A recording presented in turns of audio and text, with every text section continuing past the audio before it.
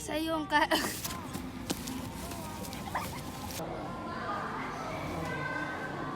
Go. Bro, ya tuh. Ang bigyan. Nalimos.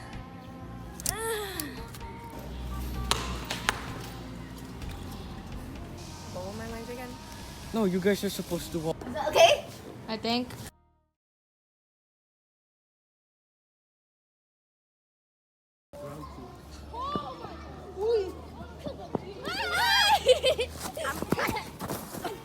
Nako, ang mga bata ngayon, iniiwan nila ang kanilang mga gamit kung saan-saan.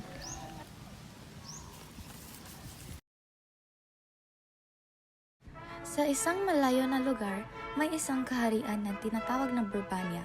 Ito ay kung saan sagana, tahimik at payapa ang pamumuhay.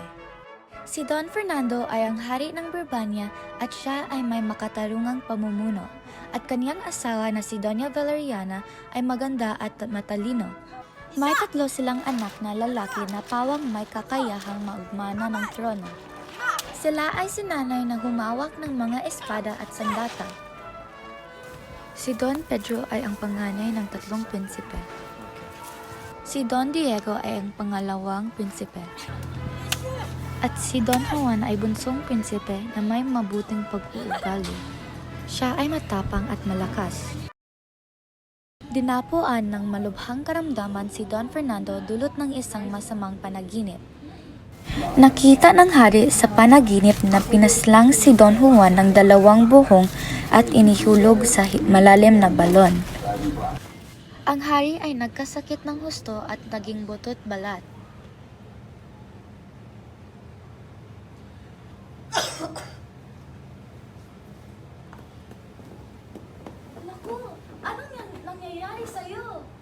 Dumating ang isang mediko at sinabing ang tanging lunas ay ang awit ng isang ibon na dumapo sa Piedras Platas. Ang engkantadang ibon na ang ibong Adarna. Inutusan ng hari ang kanyang panganay na anak na hanapin ang ibon, kaya si Don Pedro ay naglalakbay. 3 buwan ang ginawang paglalakbay ni Don Pedro bago natagpuan ang landas paakyat ng bundok Tabor.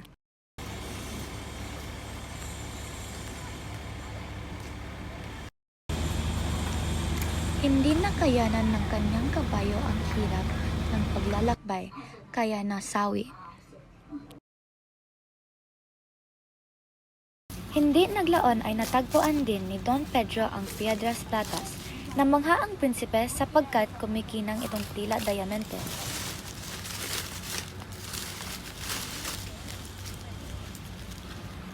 Matagal na naghintay si Don Pedro hanggang sa nakatulog. Hindi na niya namalayan ang pagdating ng ibong Adarna.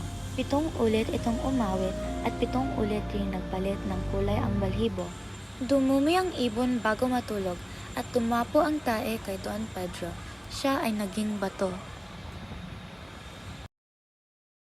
Hindi na nakabalik si Don Pedro sa kaharian ng Burbania, kaya inatasan ng Haring Fernando ang ikalawang anak na si Don Diego na hanapin ang kapatid niya at huliin ang ibong Adarna. 5 buwan ang naging paglalakbay ni Don Diego.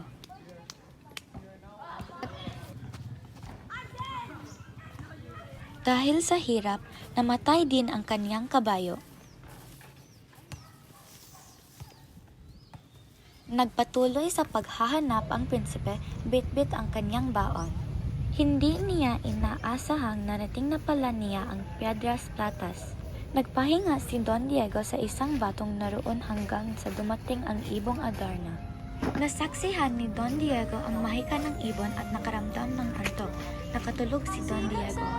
Napatakan siya ng ikot ng mahiwagang ibon hanggang sa siya'y naging bato. Ang 2 prinsipe ay naging bato sa ilalim ng Piedras Platas. 3 taon na ang lipas at lalong lumubha ang kalagayan ni Haring Fernando. Sinabi ni Don Juan sa kanyang ama na hahanapin niya ang kanyang mga kapatid at ang ibon. Ngunit natakot ang hari. Ngunit kumbinsindo ang hari at pinabayaan niya si Don Juan. Hindi nagdala ng kabayo si Don Juan at sa halip ay naglakad. Naniniwala ang prinsipe na ang matapat na layunin ang magbigay sa kanya ng biyaya.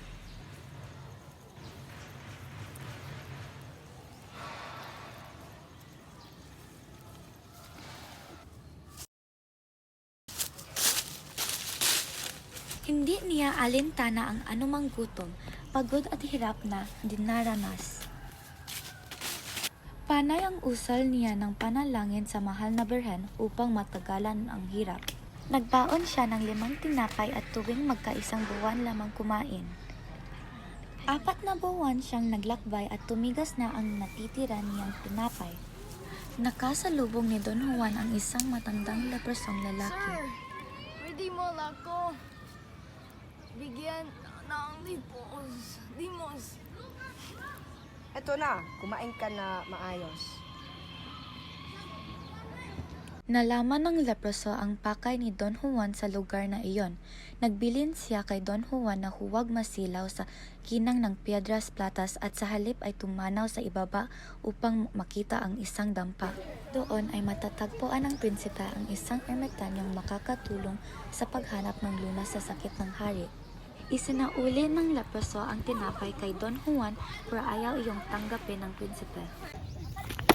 Kung sakalin marinig mo ang awit ng Ibong Adarna, hiwain mo ang iyong kamay bawat awit na kinakanta ng Ibong Adarna. Isliin mo ng kalamansi ang mga sugat na nasa kamay mo para hindi makatulog. Ito. Maraming salamat.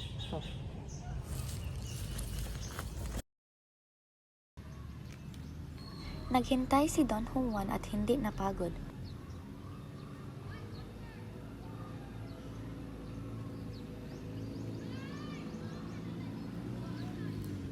Ang Ibong Adarna ay dumaog sa Piedras Platas, umawit siya ng pintong kanta at binago ang kulay ng kanyang mga balhibo. Nilaslas ni Don Juan ang kanyang palad ng 7 beses sa bawat awit na inaawit ng ibon. Piniga niya ang kalamansi sa mga sugat niya para manatiling gising. Dumami ang ibon ngunit iniwasan ito ni Don Juan, pagkatapos ay natulog ang ibon.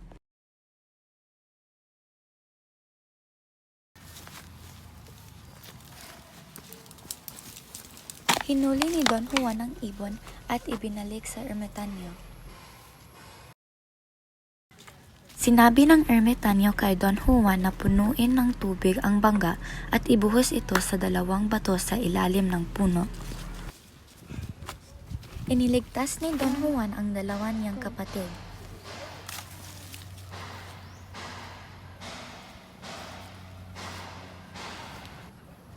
Muling nagsama-sama at nagyakapan ang magkapatid. Ginagamot ng ermitanyo ang kanilang mga sugat at naglaho sila ng parang mahika. Sinabi ng ermitanyo na bumalik na sila sa kanilang kaharian. Ngunit dahil sa selos, binalak ni Don Pedro na patayin si Don Juan. Nagbigla si Don Diego ngunit nunod niya ang kanyang kuya.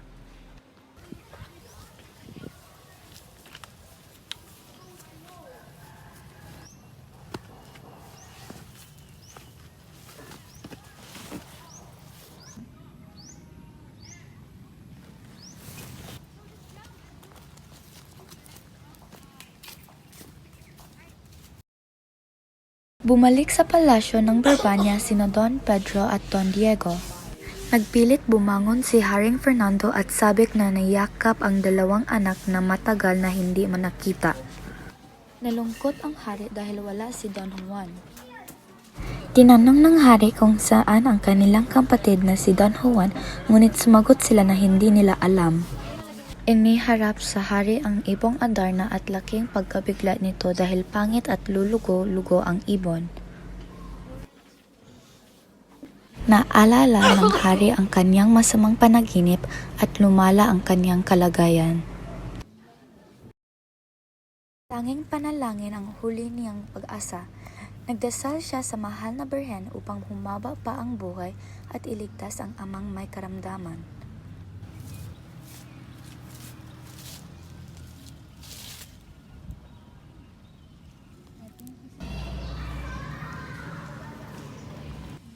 Yakap niya at nagpasalamat sa ermitanyo sa pagliligtas sa kanyang buhay.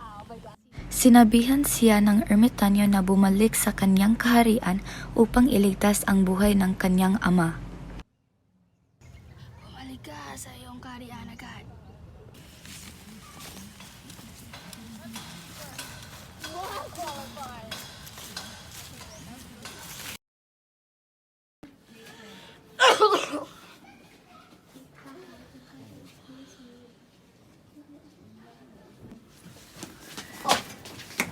Ang aking mapagmahal na ama!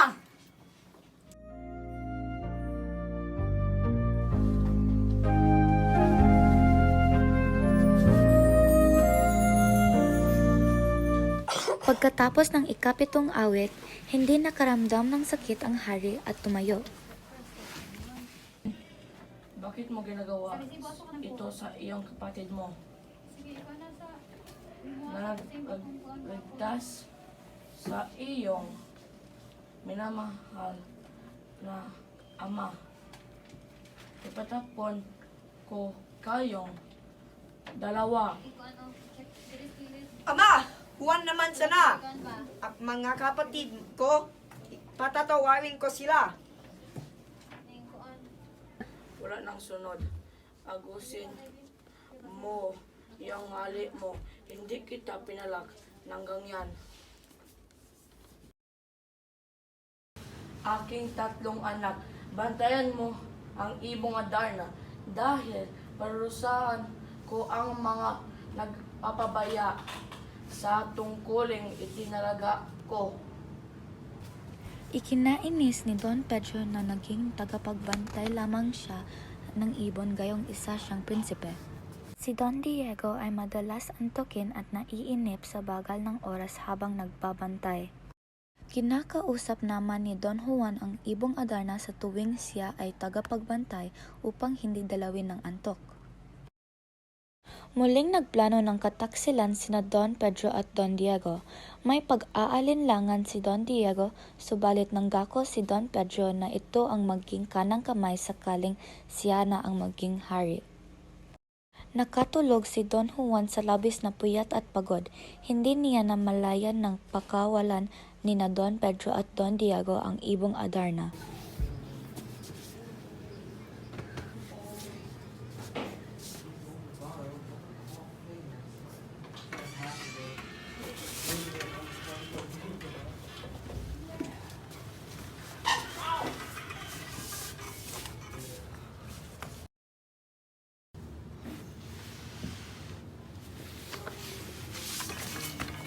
Nasaan ang ibon?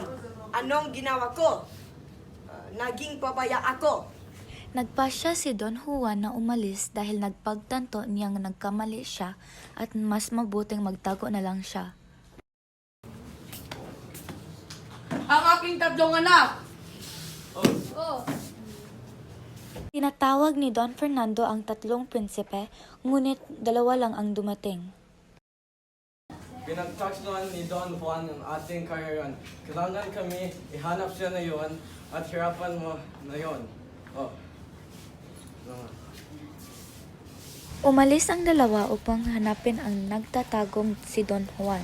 Nilakbay nila ang bukid, burol at bundok subalit hindi nila natagpuan ang bunsong kapatid hanggang sa narating na nila sa kabundukan ng Armenia kung saan naroon si Don Juan. Naglakbay sila hanggang nakarating na sila sa lupain ng Armenia. Isang paraiso sa kagandahan ang kabundukan ng Armenia.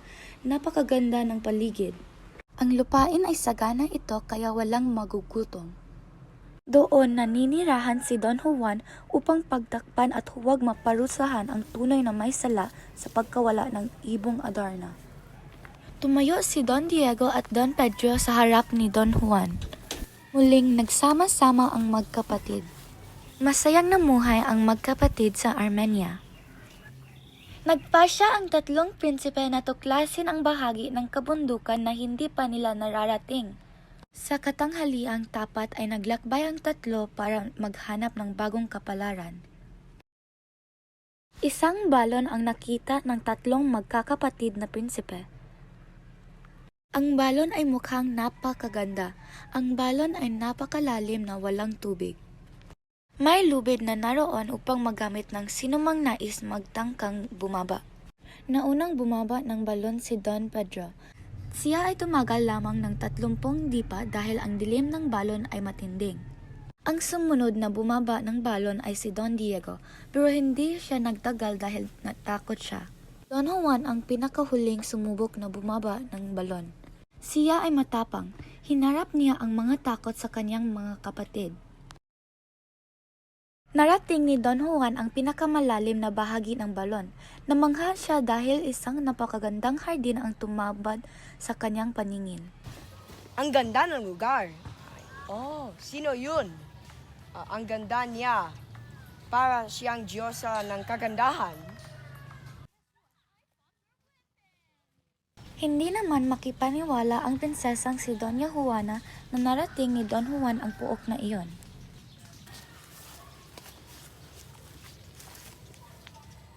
Magandang araw, Binibini. Ako po si Don Juan ng Barbanya. Isa akong prinsipe. Humihingi ako ng paumanhi sa pagpunta dito, Binibini.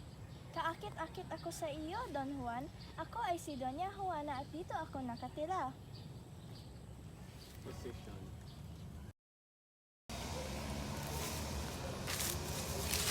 Don Juan, may ipagtatapat ako sa iyo. Binibini, ano ang problema? May malaking at nakakatakot na higante na malapit na dito.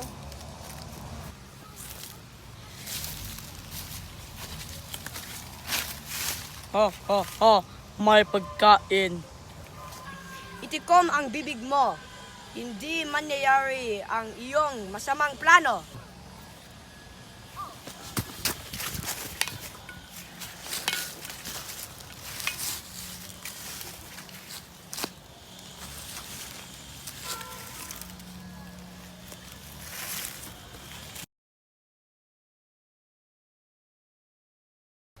Iligtas mo ang aking kapatid. Nalaan ni Doña Juana si Don Juan na mas mabanggis ang bantay ni Leonora. Sa di kalayuan ay may palasyo at naroon si Leonora.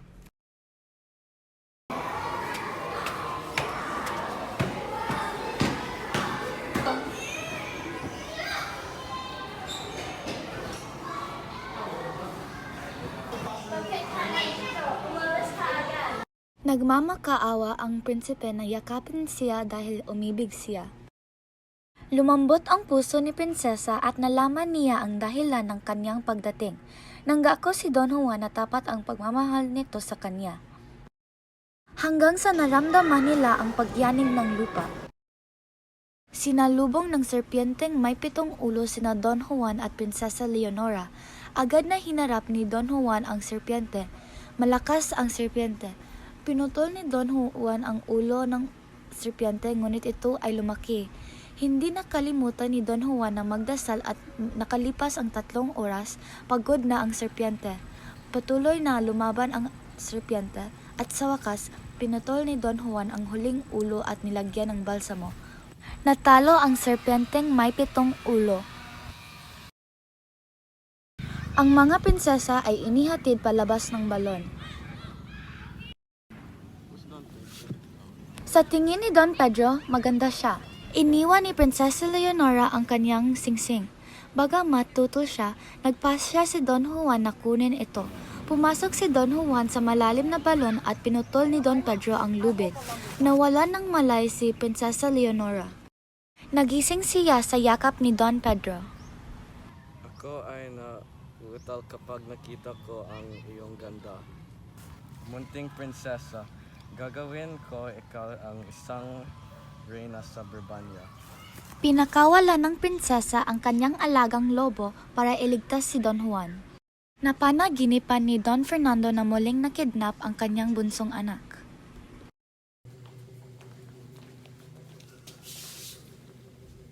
Ama, hindi namin nakita si Don Juan sa halip ay nailigtas namin ang mga prinsesa at serpiente na may 7 ulo. Hiniling ni Don Pedro na silang 4 ay maikasal lalong madaling panahon. Ngunit hiniling naman ni Prinsesa Leonora sa hari na siya ay ipakasal pagkaraan ng 7 taon sapagkat siya ay may panata. Sumang-ayon ang hari at itinakda ang kasal nina Doña Juana at Don Diego. Nagkaroon ng 9 na araw na pagsasaya sa kaharian.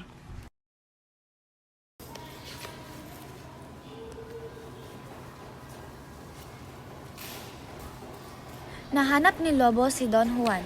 Siya ay nasugatan. Pumunta ito upang makumuha ng tubig sa ilog at ibinuhos sa katawan ni Don Juan upang siya ay kumaling. Nanumbalik ang lakas ni Don Juan at niyakap niya ang lobo sa pagtulong sa kanya. Pumunta si Don Juan para kunin ang singsing ng prinsesa. Nagpasalamat siya kay Lobo sa huling pagkakataon at nagpatuloy sa kanyang lakad.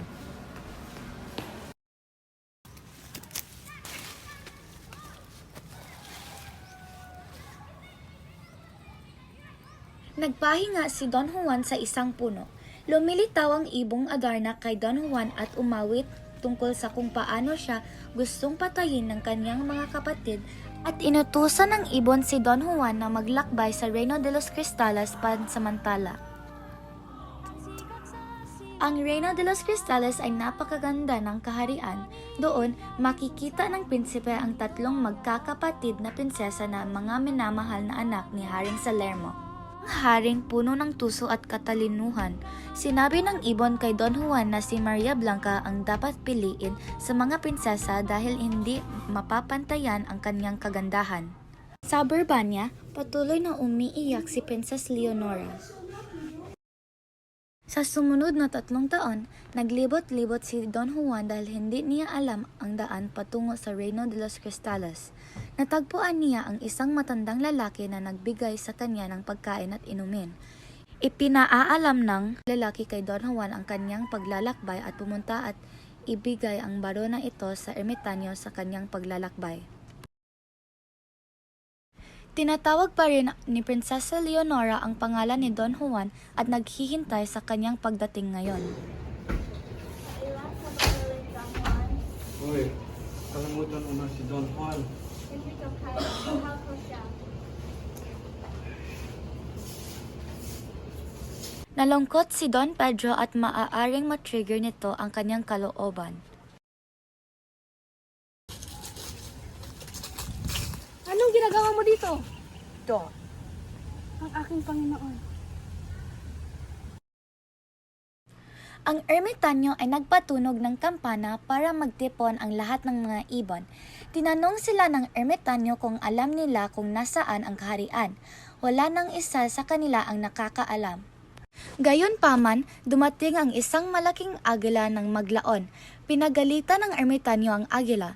Sinabi ng agila na nagmula siya sa Reino de los Cristales at alam ang daan. Masaya si Don Juan. Dalhin mo siya sa kaharian ng Reino de los Cristales. Abot tayo sa isang buwan. Naubos ang baong pagkain ng agila sa loob ng 1 buwang paglalakbay. Dumating sila sa banyo ni Maria Blanca at sinabihan siya ng agila na magtagong mabuti. Si Maria Blanca ang pinakamaganda at agad na nabihang ang puso ng prinsipe. Naghubad siya ng damit at pumunta sa tubig para maligo. Kinuha ni Don Juan ang damit niya at hinalikan ito. Nagalit si Maria Blanca dahil may kumuha ng damit niya. pasensya po, Binibini. Nagsimulang titibok ang puso ni Maria Blanca matapos makita ang maamon niyang mukha. Ako po si Don Juan na Urbania, isa akong prinsipe. At ikaw, si Maria Blanca? Ako si Maria Blanca, anak ni Haring Salermo ng Reino de los Cristales. Ang aking ama ay tuso at matalino. Si Haring Salermo ay magbibigay ng mga imposibleng hamon sa mga manliligaw ng kanyang mga anak. Binalaan ni Maria Blanca si Don Juan at ipinakita ni Don Juan na handa na siya at nagpasalamat sa prinsesa. Unang pagsubok ng hari, kinaumagahan ay nakita ni Haring Salermo si Don Juan. Batid na din ng hari ang pakay nito.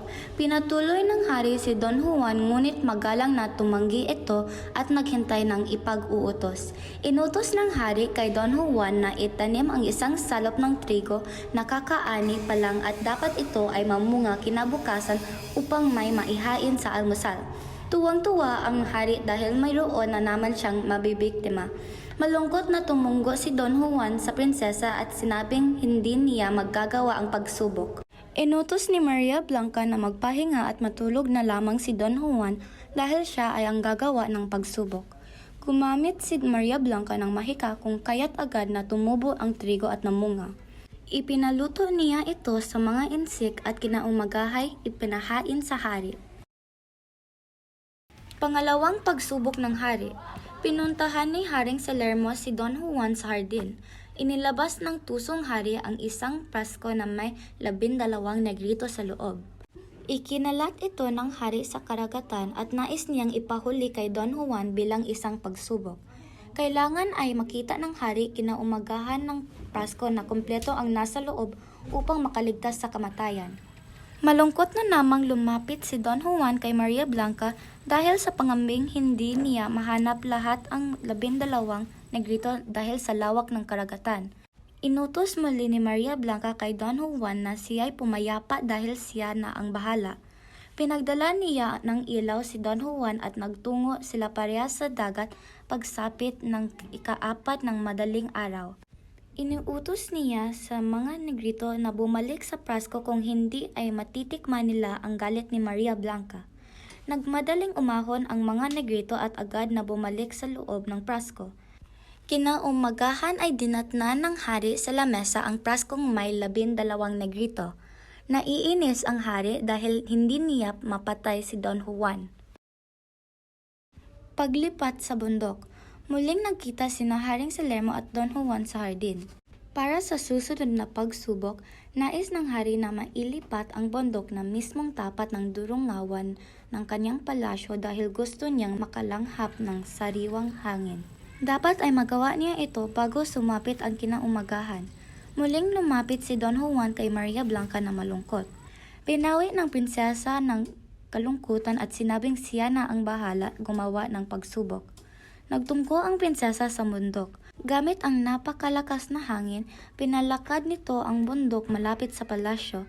Papasikat na ang araw ng bukasan ni Haring Salermo ang durungawan nito. Hindi akalain ng Haring Salermo na magawa niyang muli ang pagsubok. Paglipat ng bundok sa gitna ng karagatan.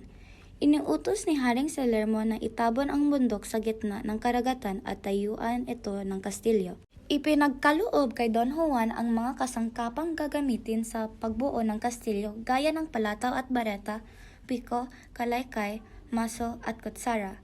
Muling nagkita sina Maria Blanca at Don Juan. Inutos ni Maria Blanca na magpahinga na lang muli ito dahil siya na ang bahala sa pinag-uutos ng ama.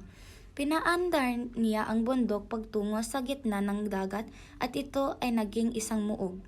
Muling inutos ng hari na alisin ang kastilyo at ibalik ang lahat sa dati.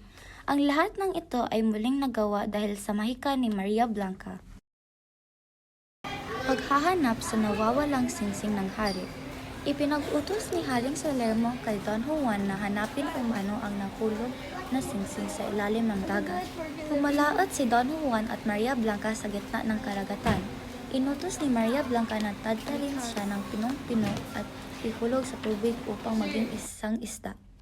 Kailangan ingatan ni Don Juan na walang tumalsik ng piraso ng kanyang katawan dahil hindi na ito maibabalik kapag nabuo na ang prinsesa.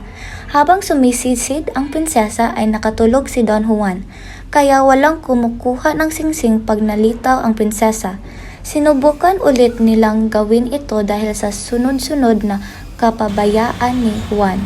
Tinadtad niya muli si Maria Blanca ngunit dahil sa pagmamadali ay tumalsik ang dulo ng daliri nito. Nakuha na ang singsing ngunit nagkulang ang dulo ng hintuturo nito. Bili ng prinsesa na tandaan iyon bilang palatandaan ng kanyang pagkakakilanlan. Kinaumagahan ay namangha ang hari dahil nakita niya ang singsing sa ilalim ng unan. Pagpapaamo sa kabayo. Muling tinawag ng hari si Don Juan upang bigyan ng panibagaong pagsubok. Hinamon niyang paamuhin ang isang kabayong mailap at malupit. Batid ni Maria Blanca na ang kabayong iyon ay ang kanyang ama. Tinuruan ni Maria Blanca si Don Juan ng mga paraan ng pagpapaamo ng kabayo. Nagawa ni Don Juan ang lahat ng sinabi ni Maria Blanca at nagtagumpay itong paaamuhin ang kabayo. Nakaratay ang hari kaya si Don Juan na lang ang papapasukin sa palasyo. Maaari nang makapasok sa loob ng palasyo si Don Juan dahil sa wakas ay natapos na ang panganib na nagbabagya dito. Ang pagpili sa kamay. Muling pinapasok ng hari si Don Juan at ibinalita na panahon na raw upang papiliin kung sino sa mga anak niya ang nais nitong pakasalan. Mayroong 3 silid na kung saan nandoon ang 3 prinsesa at ang mga hintuturo lamang nito ang nakalabas. Nilagpasan ni Don Juan ang una't pangalawang silid. Pinili niya ang 4 silid dahil sa palatandaan niya naputol na hintuturo ni Maria Blanca. Nagulat ang hari nang napili ni Don Juan ang bunso nitong anak. Walang itong nagawa kundi pasamahin ang bunsong anak sa prinsipe, subalit ito ay may ibang binabalak. May kautusang nagsasaad na ipapadala sa Inglaterra, Don Juan upang mapangasawa ang bunsong kapatid ng hari. Nagbanta si Haring Salermo na papatayin niya si Don Juan kung lalabagin ang kautusang nito. Nalaman ni Maria Blanca ang lihim ng plano ng ama kung kaya't nagpasya silang tumakas ni Don Juan. Ang pagtakas ng magkasintahan. Inutusan ni Maria Blanca si Don Juan na kuhanin ang kabayong sasakyan sa pagtakas sa ika-7 pinto. Ngunit nagkamali ito at nakuha ang kabayo sa ika-8 pinto. Wala nang panahon upang magtalo ang dalawa dahil kinakailangan na nilang tumakas. Ginamit ni Maria Blanca ang kanyang mahika nang mapansin na hinahabol siya ng hari. Naghulog siya ng mga karayom na agad naging bakal na tinik. Hindi makalabas si Haring Salermo dahil sa tinik na nakaharahang. 2 araw niyang hinawan ang mga ito upang ipagpatuloy ang paghabol sa dalawa. Muling ginagamit ni Maria Blanca ang kanyang mahika. Inilaglag ng prinsesa ang kanyang sabon at naging bundok ang magandang daan.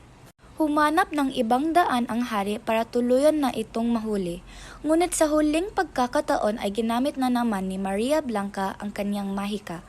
Inuhulog ng prinsesa ang dala niya, Cohe, upang maging isang karagatan ang tuyong lupa.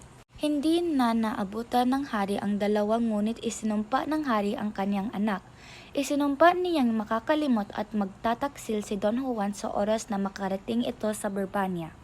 Nagkasakit ang hari dahil sa matinding sama ng loob at tuluyan ng namatay.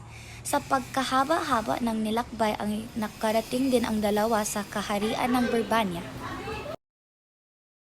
Pangako kay Maria Blanca. Iniwan muna ni Don Juan si Maria Blanca sa isang nayon dahil nais ni Don Juan na mag-isang pumasok sa Birbania upang makapaghanda ng engradeng pasalubong para sa prinsesa. Tinutulan ito ng prinsesa dahil batid niya ang sumpa ng hari na makakalimutan daw nito ang prinsesa. Ngunit hindi niya napapayag ang prinsipe kaya ibinilin lang ito ng huwag titingin sa sinumang babae. Dumating ang prinsipe sa Birbania at labis iyong ikinatuwa ng hari, ngunit siya namang ikinagalit ni Don Pedro. Nagalit ang hari sa nalamang kataksilang ginawa ni Don Pedro, kaya hinayaan na lamang ng hari si Prinsesa Leonora kung sino ang pipiliin niya sa dalawa. Pagtataksil ni Don Juan. Nakatakda ng ikasal si Don Juan at Prinsesa Leonora. Nais naman ng hari na ipakwil na si Don Pedro, ngunit hiniling ng prinsesa na ipagkatapos ng kasal na lamang ito itakwil. Si Maria Blanca naman ay labis na nanibuho sa pagtataksil ng ginawa ni Don Juan. Kaya umisip ito ng paraan kung papaano bawiin si Don Juan. Naisip ni Maria Blanca na mapanggap biglang isang emperatris sa kasal at sumakay sa gintong karosa na tangan ng 12 kabayo. Ang pagbawi kay Don Juan. Binigyan ng parangal ang paparating na emperatris sa pamamagitan ng pagpapatugtog ng musiko at sandaling pinahindo ang kasal. Labis na nananibugho si Maria Blanca dahil nakatuon lang ang pansin ni Don Juan kay Prinsesa Leonora. Hiniling ni Maria Blanca sa kanyang singsing na bigyan siya ng isang prasko na may tubig. Lumitaw ang prasko na may nakasilid na 2 maliit na ita. Ang dula-dulaan sa palasyo. Ang 2 ita ay mag-asawa. Sa pamamagitan ng dula-dulaan ay isinalaysay ng negrito at negrita ang mga hamon na pinagdaanan ni Don Juan habang ginagawa ang mga pagsubok ni Haring Salerno. Hinahampas ng negrita ang pamalong hawak sa negrito sa tuwing hindi maaalala ang mga pangyayari kina Maria Blanca at Don Juan.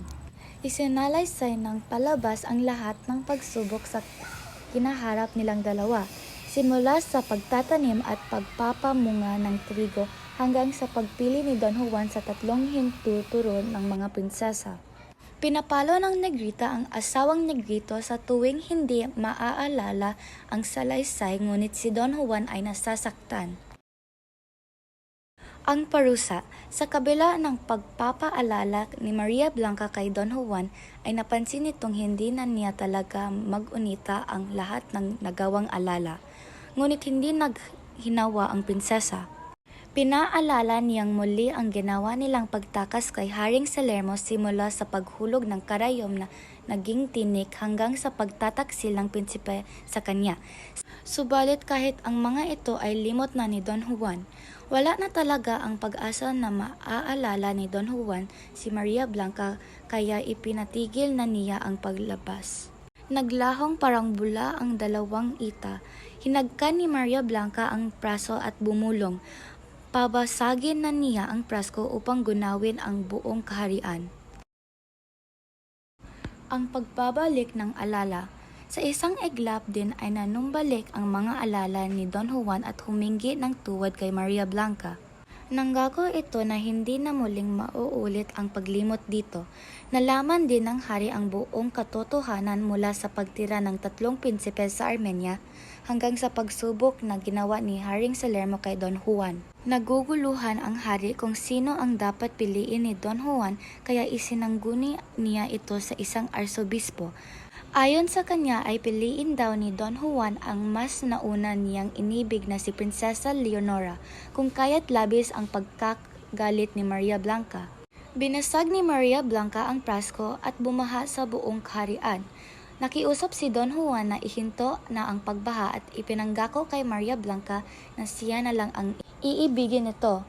Humingi ng tawad si Don Juan kay Prinsesa Leonora at ipinakiusap na tanggapin ang pag-ibig na laan ni Don Pedro. Noon din ang hiniling ni Don Juan na ikasal na sila ni Maria Blanca. Ang masayang yugto. Naging makatuwiran si Haring Fernando sa pagpili ng katotohanan at kung ano ang nararapat. Nagpasya ito na ipakasal si Don Juan kay Maria Blanca habang si Princess Leonora naman ay para kay Don Pedro. Hangad sana ni Don Fernando na ipasa ang korona kay Don Juan upang maging susunod na hari. Ngunit iminungkahi ni Maria Blanca na kay Don Pedro na lang ibigay ang korona dahil paghaharian na ni Don Juan ang Reino de los Cristales. Isinalin ang arsobispo ang korona kay Don Pedro bilang ng hari at Prinsesa Leonora bilang reyna ng Perbania.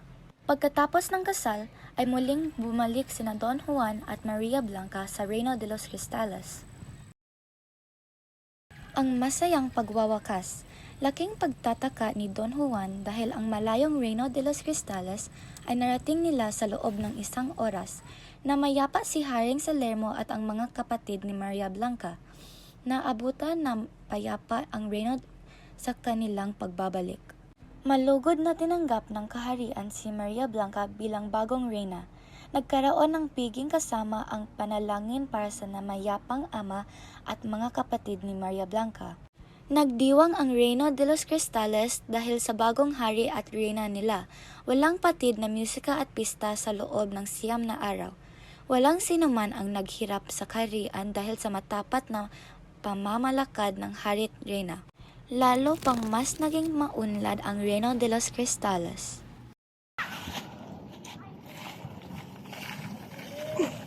I missed it. Hey, why does this thing still hurt? We're